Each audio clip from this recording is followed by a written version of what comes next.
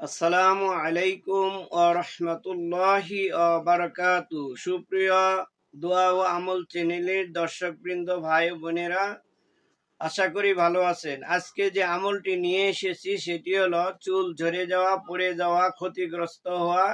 এমন একটি আমল যে আমলটি করলে আপনারা ইনশাআল্লাহ আল্লাহ রাব্বুল আলামিনের বিশেষ নেয়ামত, মানব জাতির পুরুষ এবং নারী উভয়ের জন্য সৌন্দর্য বৃদ্ধি করে, যে মাথার চুল ঝরে যায়, পড়ে যায়, এমন একটি আমল নিয়ে এসেছি যে আমলটি করলে ইনশাআল্লাহ আল্লাহ তাআলার মেহেরবানিতে, পাক কোরআনের শক্তিতে আপনার মাথার চুল ঝরে যাওয়া, পড়ে যাওয়া বন্ধ হয়ে যাবে ইনশাআল্লাহ। কথা না বাড়িয়ে চলুন সেই আমলে আমরা চলে যাই। সে আমলটি কি আজকে উপস্থাপন করব ইনশাআল্লাহ আজিজ। আমা তৌফিকি ইল্লা বিল্লাহ।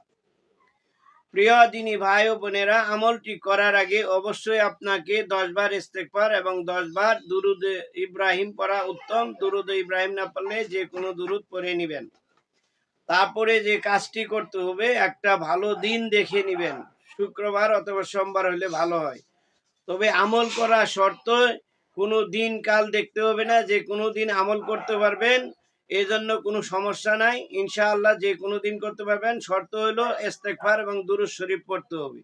দুরূদ শরীফ পড়ার পরে যে কাজটি করতে হবে, আপনাদেরকে কোরআনে কারিমের হামিম সেজদার, এই যে হামিম সেজদা সূরার 44 নং আয়াতের বিশেষ অংশ 121 বার পাঠ করতে হবে। আয়াতটি আমি পড়ে শোনাচ্ছি। আয়াতটি হলো এই, কুল হুয়া লিল্লাযিনা আমানু হুদাও ওয়া শিফা। আবার বলছি, কুল হুয়া লিল্লাযিনা আমানু হুদাও ওয়া শিফা। এই আয়াতের অংশটুকু 121 বার আপনার ব্যবহার করা তেলের উপর ফু দিয়ে 21 দিন ব্যবহার করবেন। ইনশাআল্লাহ রব্বুল আলামিন চাহে তো মেহেরবানিতে আপনার মাথার চুল ঝরে যাওয়া, পড়ে যাওয়া বন্ধ হয়ে যাবে।